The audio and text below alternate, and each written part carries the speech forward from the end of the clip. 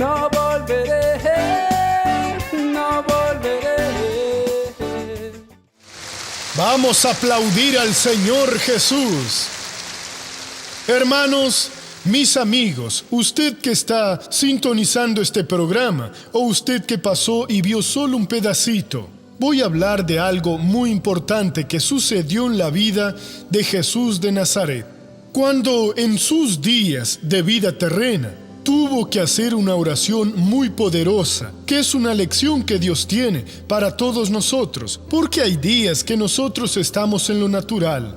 Y cuando estamos en la presencia de Dios, llenos del Espíritu Santo, somos como una persona que tiene una salud de hierro. No tiene resfriado, no tiene dolor, no tiene nada. El tiempo enfría, ella anda con poca ropa, no se enferma de nada, come lo que quiere, hasta parece que tiene estómago de hierro, porque no le sucede nada. En cambio, otra tiene que escoger porque es débil, o si come algo, alguna comida más fuerte, se pone mal. Si pasa un viento frío, se resfría. Teniendo una buena salud no le sucedería nada. Espiritualmente es lo mismo. Estando bien con Dios, siguiendo al Señor Dios, usted rechaza cualquier ataque del mal, pero a veces está en lo natural.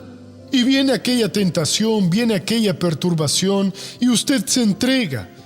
Físicamente puede estar bien, pero espiritualmente está mal, usted cae en depresión. Hay muchas personas que están así hoy, ya no les importa nada, solo sabe que necesita estar en la empresa, necesita cuidar a su familia, necesita cuidarse a sí mismo, pero de ánimo, está completamente vencido. Cuando nosotros estamos débiles espiritualmente o fuera de la palabra, o en prueba, porque a veces no es que hayamos hecho algo malo, somos llevados a ser probados. ¿Qué es lo que debemos hacer? Vamos a Hebreos capítulo 5, versículo 7. Y vamos a ver qué es lo que Jesús hizo en aquellos días, que hablan de su vida terrena.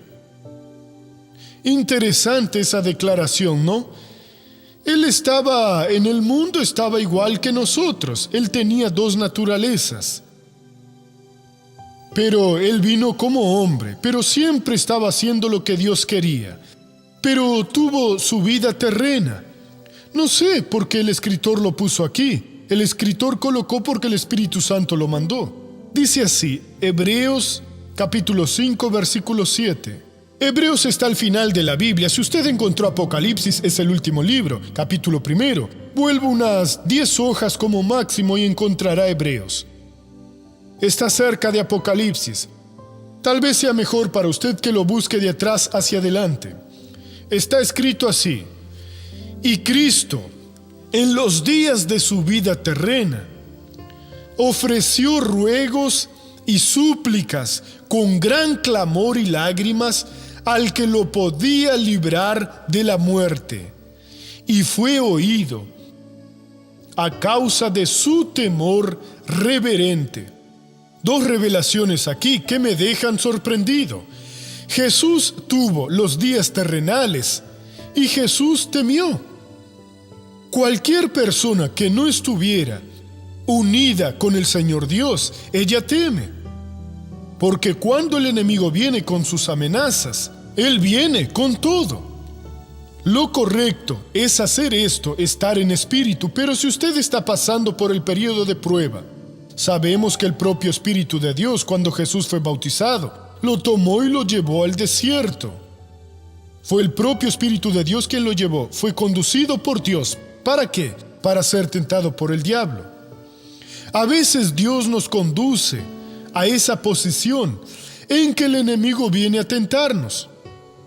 Él sabía que Jesús no fracasaría y Dios quiere que nosotros no fracasemos. Claro que Jesús podía haber aceptado la sugerencia del diablo, mandar que el pan se hiciera pan, tirarse del pináculo del templo, viendo aquella riqueza, aquella gloria, haber escogido aquello, como muchas personas débiles que lo hacen. Pero Él siguió firme en la palabra. Aquí, Él ofreció con gran clamor y lágrimas, ruegos y súplicas. Usted está en una fase de esas, doctor, yo estoy en esa fase de tentación. La situación está difícil, yo estoy temiendo. ¿Cuál es el secreto? Entregarse a Dios con gran clamor, decisión interior realmente y con lágrimas. Con gran clamor y lágrimas, oraciones y súplicas. ¿A quién? ¿A quién nos puede librar de la muerte, de la naturaleza de Satanás? Y él, Jesús, fue oído. Nosotros seremos oídos. Nosotros seremos oídos también.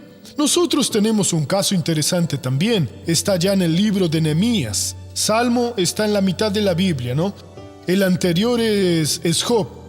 Después viene Esther y viene Nehemías, de atrás para adelante. Entonces vamos a Nehemías, capítulo 4. Nehemías estaba con el pueblo, lo que quedaba de Israel, reconstruyendo Jerusalén. Era una dificultad tremenda, principalmente porque había personas envidiosas que querían deshacer el trabajo.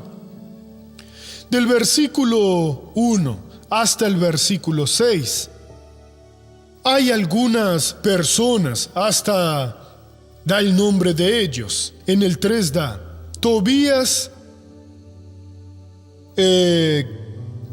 versículo 1. Cuando oyó Sanbalat que nosotros edificábamos el muro, se enojó y enfureció mucho, y burlándose de los judíos, dijo delante de sus hermanos y del ejército de Samaria: ¿qué hacen estos débiles judíos? ¿Se les permitirá volver a ofrecer sus sacrificios? ¿Acabarán en un día? ¿Resucitarán de los montones del polvo las piedras que fueron quemadas? Y estaba junto a él Tobías el amonita, el cual dijo: lo que ellos edifican del muro de piedra, si sube una zorra lo derribará. Y Nehemías hizo una súplica en el versículo 4. Oye, nuestro Dios. Estoy en el capítulo 4, me están siguiendo, ¿no? Estoy en el versículo 4 ahora.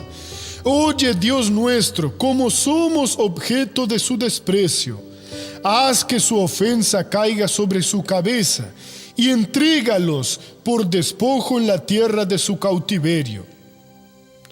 No cubra su iniquidad, ni su pecado sea borrado delante de ti, porque se han airado contra los que edificaban. Hizo esa súplica a Dios. Edificamos pues el muro, y toda la muralla fue terminada hasta la mitad de su altura, porque el pueblo tuvo ánimo para trabajar. Ahora ve el versículo 7. Pero aconteció que oyeron Sanbalat, Tobías, los árabes, los amonitas y los de Asdod, que los muros de Jerusalén eran reparados, pues ya las brechas comenzaban a ser cerradas, y se encolerizaron mucho. Conspiraron luego todos, a una para venir a atacar a Jerusalén y hacerle daño. Entonces oramos a nuestro Dios, y por culpa de ellos montamos guardia contra ellos de día y de noche. La primera vez ellos suplicaron, Dios les dio el recado. Ahora no solamente era la burla, ahora fue una unión de fuerzas opuestas. Vinieron y dijeron: vamos a acabar con ellos. Entonces, ¿qué hizo Nehemías? Juntó al pueblo y oró a Dios. Mi hermano, si es una burla, una súplica basta. Una amenaza boba, pero si es una amenaza real, tiene que hacer como Dios le orientó: orar con gran clamor y lágrimas. Doctor Suárez, el enemigo quiere acabar con mi familia. Reúna a sus familiares. Empiece a tomar una actitud. Necesitamos orar. El enemigo está llevando a esa persona, está llevando a otra, está avergonzándonos, está haciendo esto, y nosotros vamos a clamar a Dios. Él ofreció con gran clamor y lágrimas, ruegos y súplicas. No solo fue un ruego ni una súplica, ruegos y súplicas. Él clamó, abrió su corazón delante de Dios. Jesús fue oído. El día de su vida terrena fue oído. Seremos oídos. Si no pudiéramos ser oídos, Dios no pondría esto aquí, hermanos. La Biblia es el manual para cada uno de nosotros. No hay una persona a quien le esté prohibido este libro. Este libro está abierto para todos nosotros. Esto es lo que Dios espera que hagamos.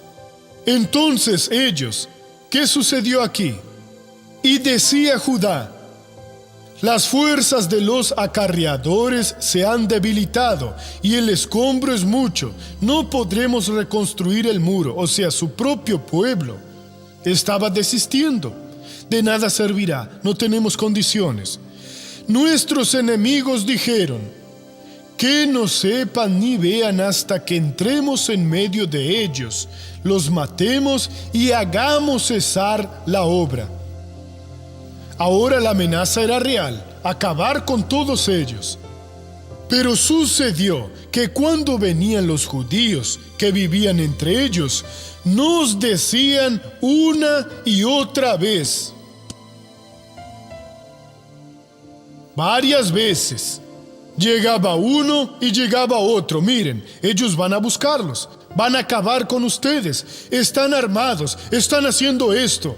De todos los lugares donde habitan, ellos caerán sobre vosotros. Entonces puse al pueblo por familias con sus espadas, con sus lanzas y con sus arcos por las partes bajas del lugar, detrás del muro y en los sitios abiertos. Después miré, me levanté y dije a los nobles, a los oficiales y al resto del pueblo: no temáis delante de ellos, acordaos del Señor grande y temible, y pelead por vuestros hermanos, vuestros hijos, y por vuestras hijas, por vuestras mujeres y por vuestras casas. Cuando supieron nuestros enemigos que estábamos sobre aviso y que Dios había desbaratado sus planes, nos volvimos todos al muro, cada uno a su tarea. ¿Qué sucedió? Primero hicieron la súplica, Dios los ayudó, estaba terminando la obra del muro. Después la amenaza era real. Entonces Él oró con todo el pueblo. La amenaza continuó. Él no volvió a orar. Ya había clamado con gran clamor, con devoción, con lágrimas, oraciones, súplicas. ¿Qué fue lo que hizo entonces? Él se afirmó en la palabra de Dios. 3 actitudes que hicieron retroceder al enemigo. 3 actitudes que necesitamos tomar. Usted ha suplicado, ahora pase a la oración. Cuando usted ore y sienta que Dios oyó, quédese en la palabra. Ya no se quede tocando la puerta, porque si Dios oyó, ya le mandó el poder necesario a su lado para darle victoria. Amén, Jesús. Vamos a la novela de la vida real.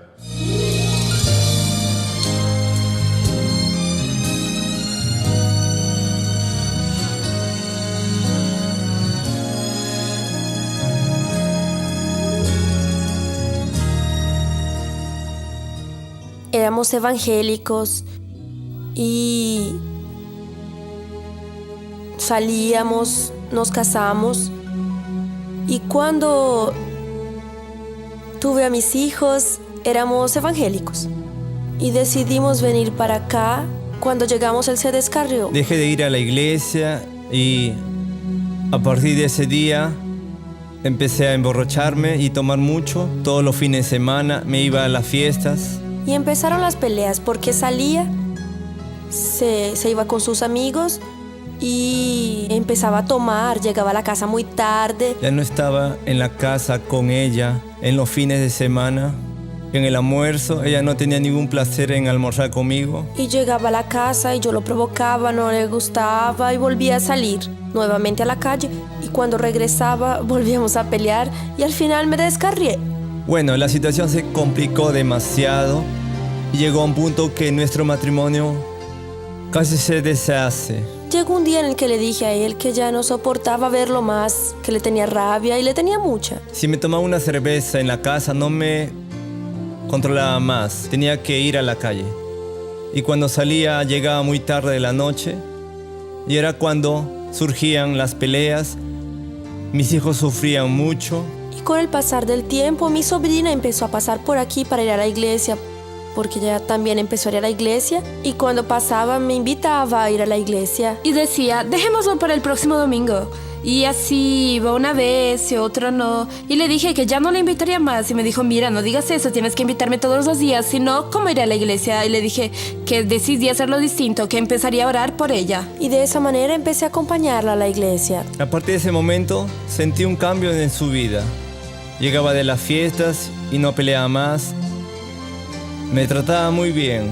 El pastor Jailton enseñaba en la iglesia que si su marido sale y está en la calle y usted está durmiendo, piense que a su lado está él. Ella siempre determinaba, oraba a Dios por nuestro matrimonio y cuando me levantaba a la medianoche ella estaba orando, pidiéndole a Dios para que salvara nuestro matrimonio. Y eso me conmovió mucho. Y llegó un día en que fue a la iglesia. Cuando ella volvió, le dijo muy feliz, la fue a buscar a la iglesia y luego contándole muy feliz que había aceptado a Jesús, sí. Y a partir de ese día en adelante, fueron muchas maravillas dentro de mi casa. Paré de ir a las fiestas y así, gracias a Dios, oí las críticas de mis amigos porque ya no iba a las fiestas. Hoy mi matrimonio es una bendición, restaurado, bendecido, nos casamos de nuevo. Sus hijos empezaron a crecer y a ver ese cambio. Todos lo veíamos, sí, antes tristes, preocupados, sufrían junto a su madre. Hoy todos viven felices. Los dos se congregan juntos y buscan, sí, por la familia. Es una alegría mi matrimonio hoy. Soy muy feliz. Mis hijos hoy son muy felices. Está muy bueno mi matrimonio, le agradezco mucho a Dios y por la esposa que tengo, fue una mujer sabia. Gracias a Dios estoy muy feliz. ¡Qué bonito, hermanos! ¡Gloria a Dios! Entonces, ¿va a dejar que el enemigo acabe con el suyo o va a buscar a Dios? Ella aprendió, el pastor predicaba y ella aprendía. Al marido ausente, pero está presente aquí conmigo. Dios va a hacer la obra. Oró. Hermano, no hay oración con gran clamor y lágrimas que Dios no escuche. Si Dios oyó a Jesús el día de su vida terrena y lo puso aquí, es porque Él lo quiere escuchar el día de su probación. Si la cosa está difícil en casa, clame, ore, Dios le va a dar victoria. La victoria suya en el nombre de Jesús. Vamos ahora a la primera pregunta.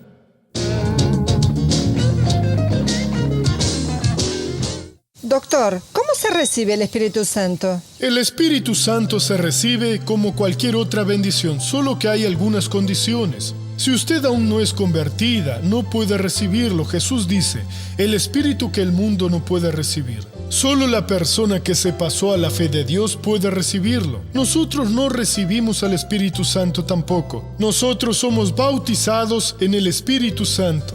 Esa manera de hablar, recibir al Espíritu Santo, quizá la gente se queda medio recelosa porque en la hechicería recibía aquellos espíritus. Voy a recibir también un espíritu, o sea, nosotros somos bautizados en el Espíritu. O sea, viene a vivir en nosotros, no pasa de un recibimiento. Pero es una experiencia llamada bautismo y no tiene nada que ver con aquello. Allá la gente está fuera de sí, dice cosas raras.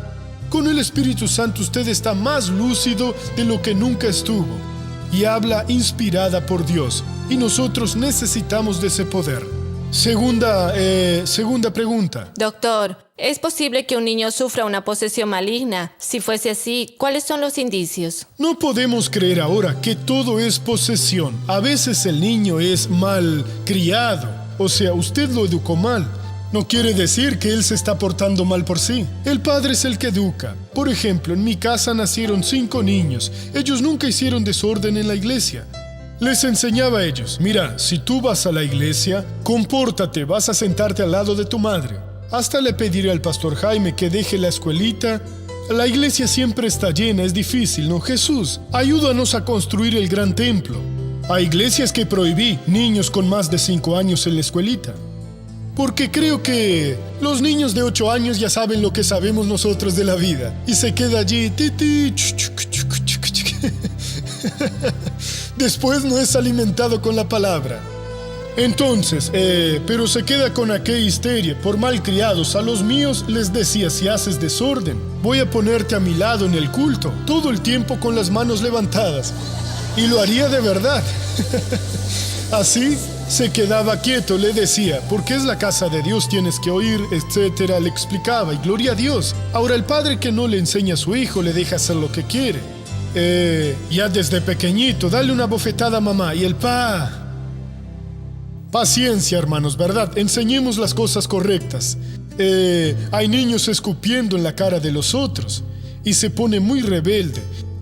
Pero eso es mala educación, o sea, no es el demonio. Ahora hay casos de demonios. Aquel muchacho de Marcos 9 era un muchacho y estaba endemoniado, un demonio serio, que ni los discípulos conseguían expulsar. Fue necesario que el Señor Jesús lo expulsara. Es posible, sí, pero no vamos a decir que toda rebeldía, todo mal comportamiento es un demonio. Y si lo es, Jesús viene y libera.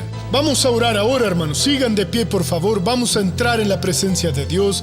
Baje la cabeza. Padre, estamos delante de tu palabra. Dios, hemos leído 2 textos bíblicos que usaste para que podamos entender. En los días de la vida terrena de Jesús, con gran clamor y lágrimas, Él hizo ruegos y súplicas a ti, que lo podías librar de la muerte, y tú lo escuchaste. Padre, hay gente pidiendo esa libertad, porque la naturaleza de Satanás vino sobre esas personas para derrotarlas, para vencerlas, para hacerlas sufrir, oh Dios. Y algunas están sufriendo mucho. Y tuvimos el texto de Nehemías, que él te suplicó cuando se burlaron. Oh Dios, al ser amenazado hizo una oración. Y con la insistencia de la amenaza, él solo se reafirmó en tu palabra. Oh Dios mío, ayuda a esas personas ahora a tomar la decisión correcta. Yo voy a bendecir a los que están sufriendo. Y en el nombre de Jesús detengo todo ese mal. Hermano, yo uno mi fe a la suya. Cuente con nuestras oraciones ahora. Yo ordeno mal. Suelta a esa persona. Vete ahora de esta vida con todo lo que es tuyo y no vuelvas nunca más. En el nombre de Jesús. Gracias a Dios. No volveré, no volveré.